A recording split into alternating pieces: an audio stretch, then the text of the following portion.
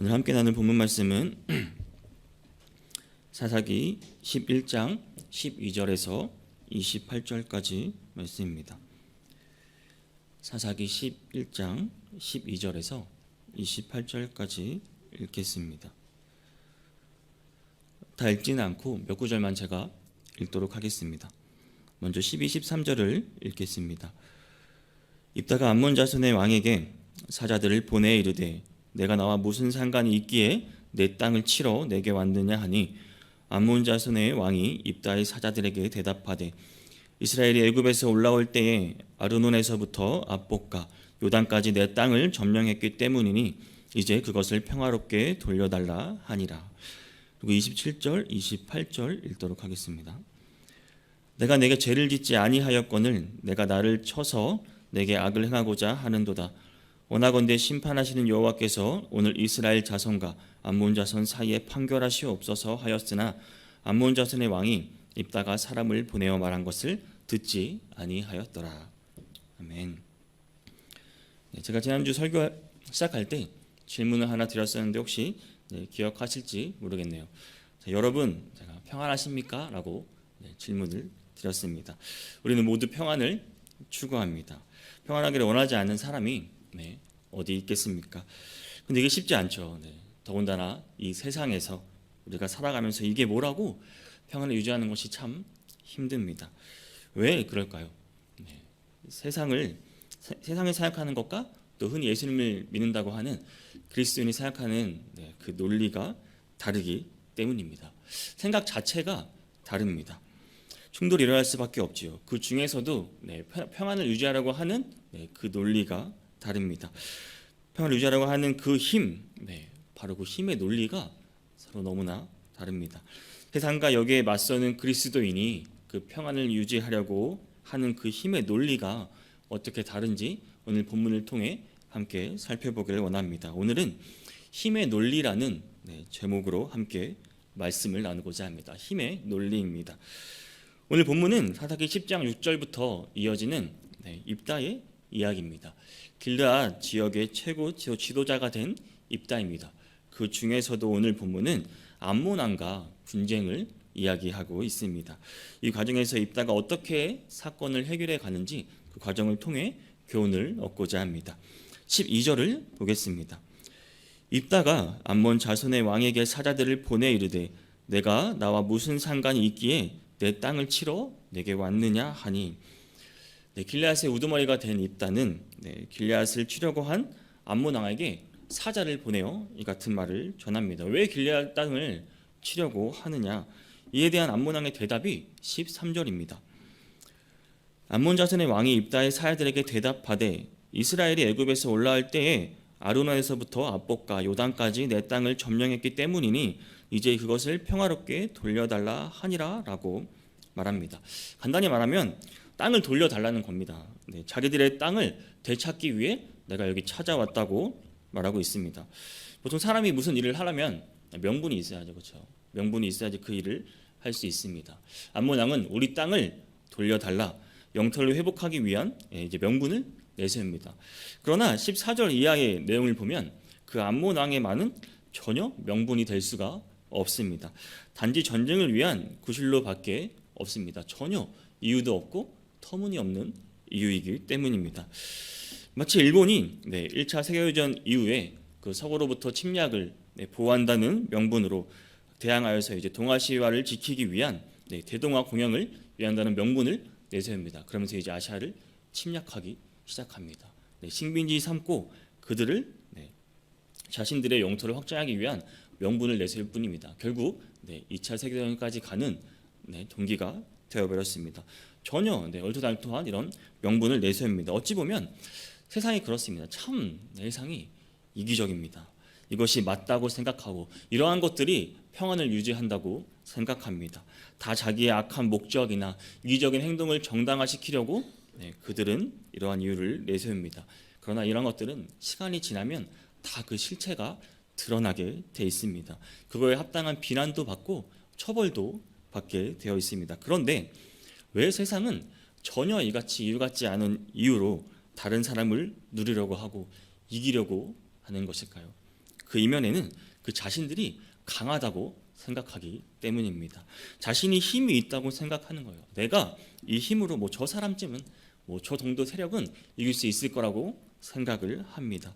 이유 같지 않은 이유를 만들어서 자신들의 명분을 내세우며 약자들을 억압하고 그들을 침략하려고 합니다. 자신의 행위를 합리화시키려고 계속 그에 마땅한 이유와 명분을 만들고 있습니다. 그러나 사랑하는 성도 여러분, 하나님이 어떠한 분이십니까? 우리의 행동, 우리의 생각이 정말 합당한 명분이 있는지 다 아시고 우리의 생각까지도 감찰하시는 분이 하나님이십니다. 그리고 그의 합당한 보응도 다 따르게 되어 있습니다. 우리는 하나님 앞에서 부끄럽지 않게 행동하는 것이 맞는 것입니다. 먼저 부끄럽지 않게 생각해야 합니다. 여러분, 하나님 앞에서는 그 어떠한 것도 숨길 수가 없습니다. 고민하고 생각하면 할수록 머리만 더 아프지 우리에게 해결책이 있거나 더 나아지는 것도 없습니다. 사람의 생각이 거기서 거기 아니겠습니까? 우리가 어떠한 지혜로 생각하고 행동한다 하더라도 하나님 보시기엔 우리는 그저 하나의 죄인일 뿐입니다. 먼저 하나님 앞에 바로 서시기 바랍니다. 세상에서 살아가실 때 주변을 돌아보면 정말 이유 같지 않은 이유로 말도 안 되는 일이 벌어지고 있습니다. 말도 안 되는 누명을 쓸 때도 있고요. 내가 하는 일이 내가 한 것처럼 되어버릴 때도 있습니다. 더 높은 지위, 또 더 높은 그 세력을 가기 위해서 더 힘센 사람들이 없던 일을 만들고 약한 자를 억누릅니다. 세상이 그저 순리대로 돌아가지 않는다는 말입니다. 13절에서 암몬 왕이 길앗을 쳐들어온 이유가 원래 우리 땅이었기 때문에 돌려달라라고 말을 합니다. 우리 땅을 회복하려 한다. 이것 또한 말도 없는 말을 지어낸 것입니다. 이게 맞습니까? 이스라엘이 그들의 땅을 강제로 빼앗았습니까? 아닙니다. 14절 이하를 보면 암몬 왕의 그 주장에 대한 입다의 논박이 나옵니다. 근데 결론은 이스라엘은 결코 암몬 땅을 침공한 적이 없다는 것입니다. 그런데 암몬 왕은 왜 이러한 주장을 하며 땅을 돌려달라고 했을까요?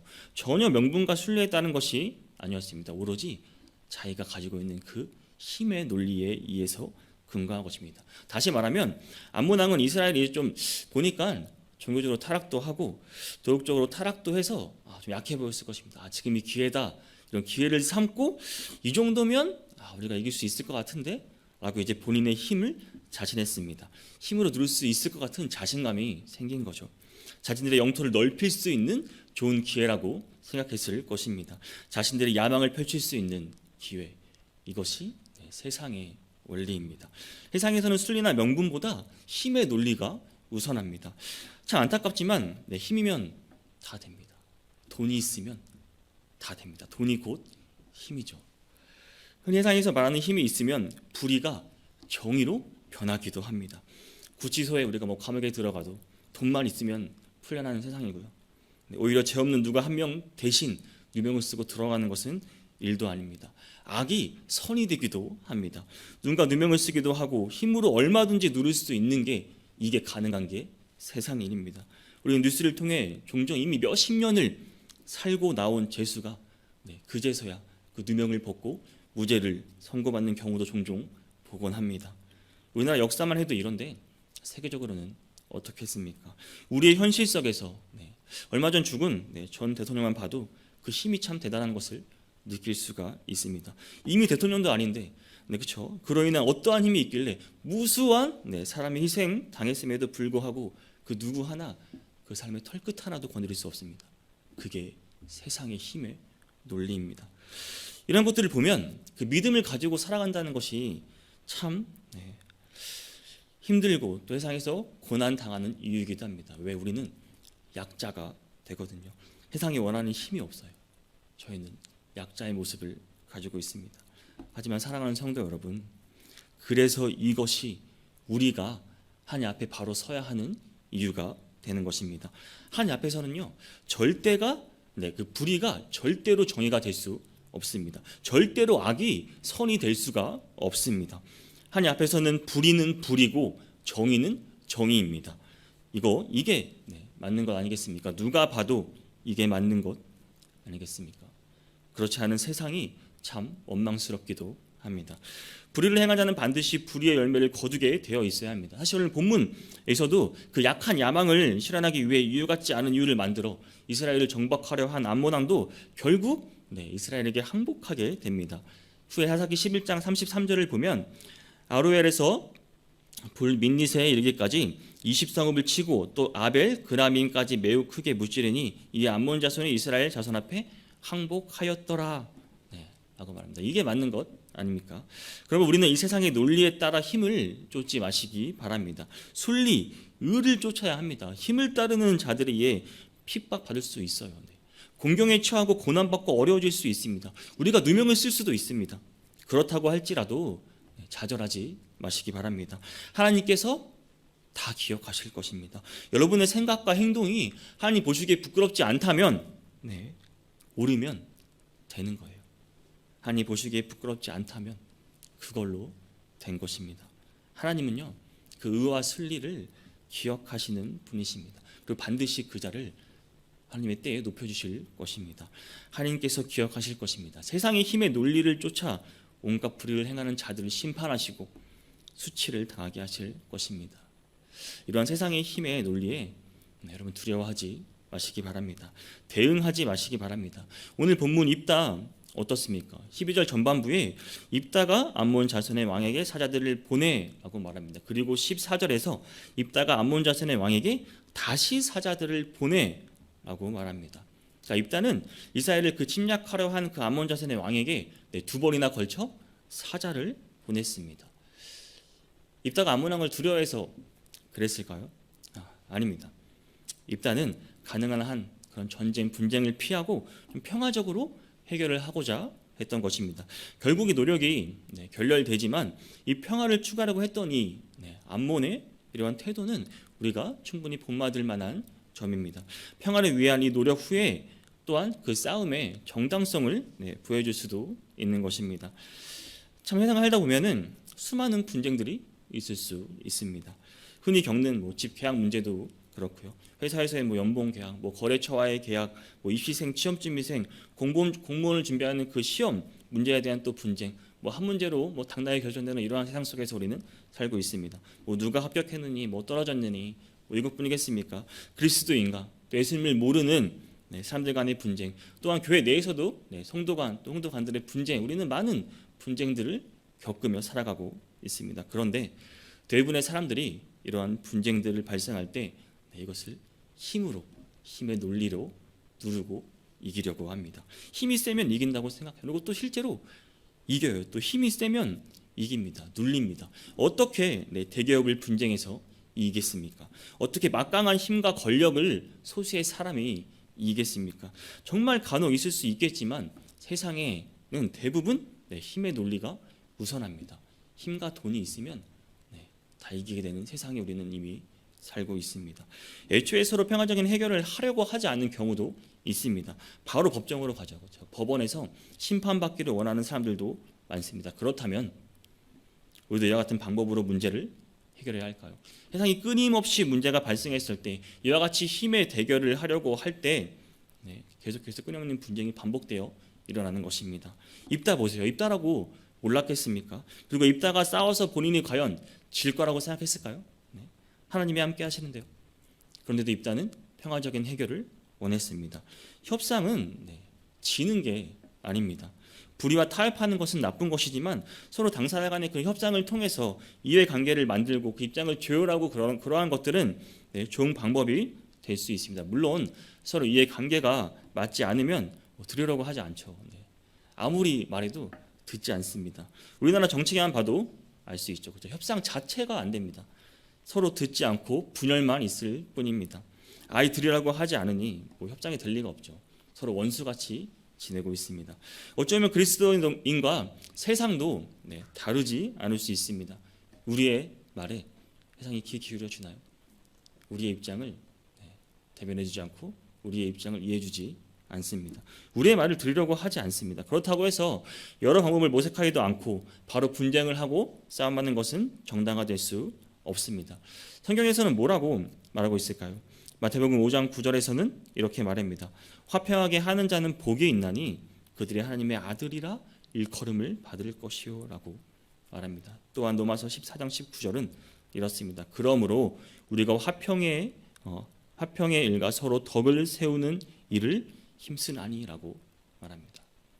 사랑하는 성도 여러분, 세상은 분쟁이 참 많습니다. 먼저 우리가 영적으로 마음을 잘 다스려야 합니다. 하나님과의 관계의 소리가 먼저 바로 서 있어야 합니다. 먼저 하나님 안에서 관계를 누리고 내가 먼저 평안해져야 합니다. 우리는 달라야 하지 않겠습니까? 세상과 함께 분쟁하는 것이 아니라 힘의 논리야 거기에 맞서 함께 힘으로 맞서는 것이 아니라 하긴 거기에 힘에 우리가 맞서지도 못합니다. 그럴 만한 힘을 가지고 있지도 않습니다. 우리가 그 사이에서 우린 중재자가 되어야 하지 않겠습니까? 하나님께서 보시기에 우리도 그와 같은 하나님의 자녀가 되기를 원하십니다. 또한 아직 모르는 사람들, 세상의 사람들도 하나님께서는 하나님의 자녀가 되기를 원하고 계십니다. 우리가 하지 않으면 누가 그들을 하나님께 불러올 수 있겠습니까? 오늘 본문에서 입다는 전쟁을 하기에 앞서 평화적인 해결을 원했습니다. 사자를 2번이나 보내어 그 침략의 그 부당성을 지적하였습니다. 그러나 암몬 왕은 듣지 않죠. 자신들의 땅이라고 계속 반환을 요구합니다. 이제 15절부터 계속 입다가 이를 반박합니다. 15절에서 그에게 이르되 입다가 이같이 말하노라. 이스라엘이 모압 땅과 암몬 자손의 땅을 점령하지 아니하였느니라라고 모압 땅을 침략한 일이 없음을 밝히고 있습니다. 그리고 이제 20절에서 시온이 이스라엘을 믿지 아니하여 그의 지역으로 지나지 못하게 할 뿐 아니라 그의 모든 백성을 모아 아하스에 진치고 이스라엘을 침으로라고 말하며 우리가 먼저 그 땅을 공격하지도 않았다라고 밝히고 있습니다. 그리고 다음 21절에서 이스라엘의 하나님 여호와께서 시온과 그의 모든 백성을 이스라엘의 손에 넘겨주심에 이스라엘이 그들을 쳐서 그 땅 주민 아모린 족속의 온 땅을 점령하되라고 말하며 그 땅을 이스라엘로 차지하게 하신 분은 우리가 아니라 하나님께서 하신 거다라고 선포하고 있습니다. 이후에도 계속 암몬왕을 선택합니다. 26절을 보면 이스라엘의 헤스본과 그 마을들과 아로엘과 그 마을들과 아로는 강가에 있는 모든 성읍에 거주한 지 300년이거늘 그동안에 너희가 어찌하여 도로 찾지 아니하였느냐. 이미 이전에 300년 동안 어떠한 왕도 이것으로 시비를 걸지 않고 전쟁하지도 않았는데 이제 와서 왜 그러느냐 하면 마지막까지 입다를 설득하려는 마지막까지 암몬 왕을 설득하려는 입다의 노력이 보입니다. 이 노력이 끝내 근데 헛될 수도 있습니다. 28절을 보면 암몬 자손의 왕이 입다가 사람을 보내어 말한 것을 듣지 아니하였더라라고 말해요. 마지막까지 듣지 않습니다.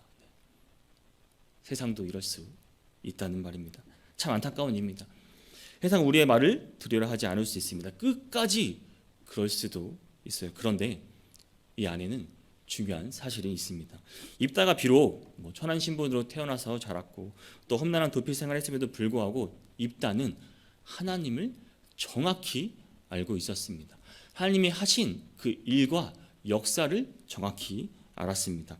이러한 사실이 입다가 돕당에 도피해 있는 동안 그런 현실에 안주하지 않고 하나님을 원망하지 않고 살 수 있게 해준 그 원동력이 되었습니다.